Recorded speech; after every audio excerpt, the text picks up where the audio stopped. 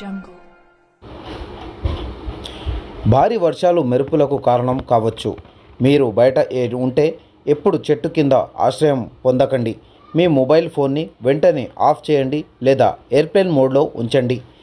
ఈ వ్యక్తులు తమ జేబులో ఉన్న మొబైల్ ఫోన్లు యాంటీనా పొజిషన్లో ఉన్నాయని తెలియక సురక్షితంగా ఉందని భావించి చెట్టు కింద ఆశ్రయం పొందారు.